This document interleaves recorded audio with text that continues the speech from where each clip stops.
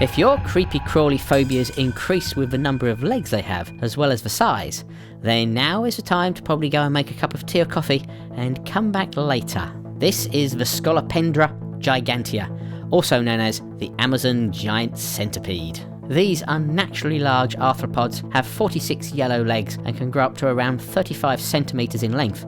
That's about the same length as a man's forearm. They have a venomous bite which they use to kill their prey, which can be usually anything up to the size of a mouse, bat, small snakes and birds. Whilst the bite is not fatal to a fit, healthy human, it can cause severe pain, swelling, chills, fever and weakness. Now if you're wondering how they catch bats, well that's quite clever really.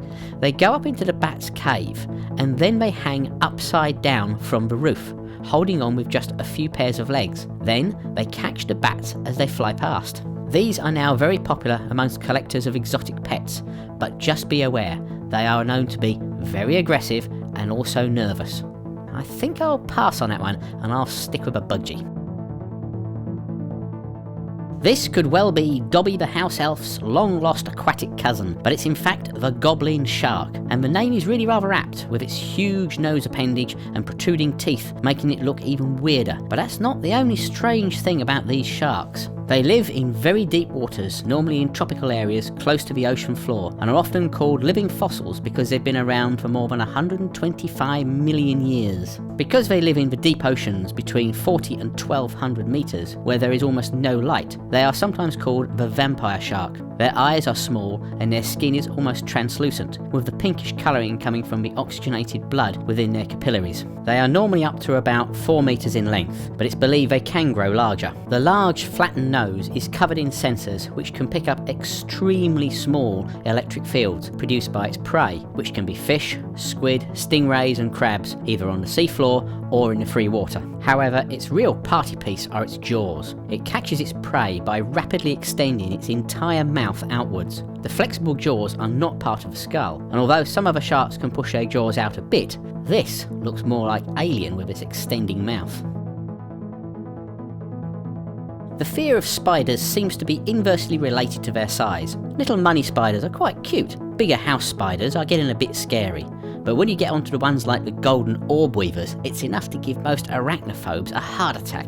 These are also known as giant wood spiders or banana spiders. They are normally found in the warmer climates around the world and are the oldest surviving spider species, with the fossilised specimens dating back some 165 million years. They grow big enough to capture small birds in their webs, and even half-metre long snakes have been photographed being captured and eaten. They get their name from the colour of the silk, which shines like gold in the sun. The yellow helps camouflage the web when it's in the shade, and in the sun, the bright yellow shiny strands attract bees. The spider itself can also adjust the pigment intensity relative to the background light levels, and also the colour, to help it hide from the insect's vision. Luckily, these spiders are relatively non-toxic to humans, with the bite causing moderate pain and swelling for about a day, though the sight of the biggest ones, at around 13 centimetres or 5 inches across, is enough to scare most humans away. Which is ironic because they grow to their largest size in urban environments, probably because of the lack of predators and parasites and a more abundant food supply due to artificial lighting.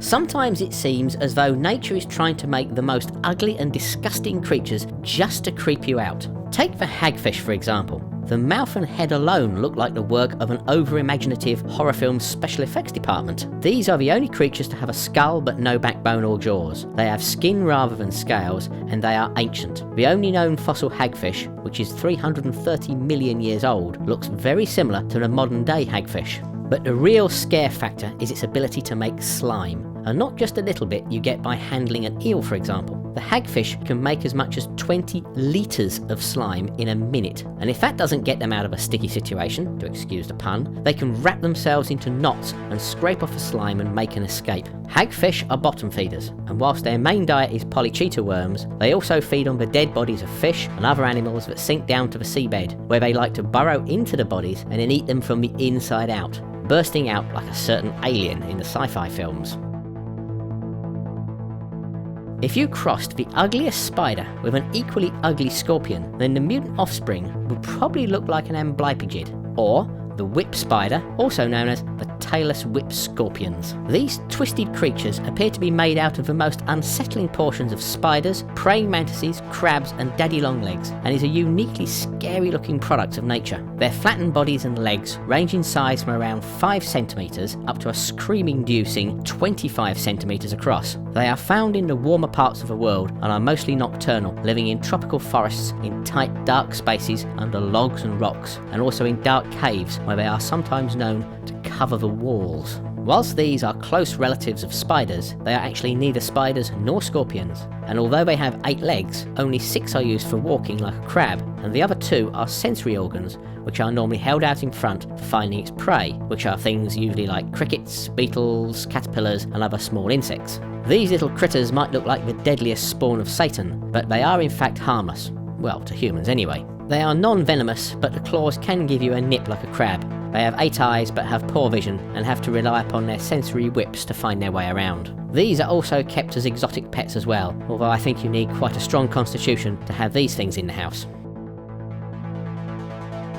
With no eyes or face, the abyssal sea cucumber, or chuttle larva, lives at depths of up to 19,000 feet on the sea floor of the deep oceans. These sea cucumbers are related to starfish and have squatty little tube legs which they can inflate. They also have a giant mouth which they use to hoover up the detritus that falls from the surface. They graze the ocean floor in groups of up to several hundred or thousand at a time, and are often caught in the nets of deep sea trawlers. They're not poisonous and have no big scary teeth or claws, so they are pretty much harmless, but they do look as weird as heck.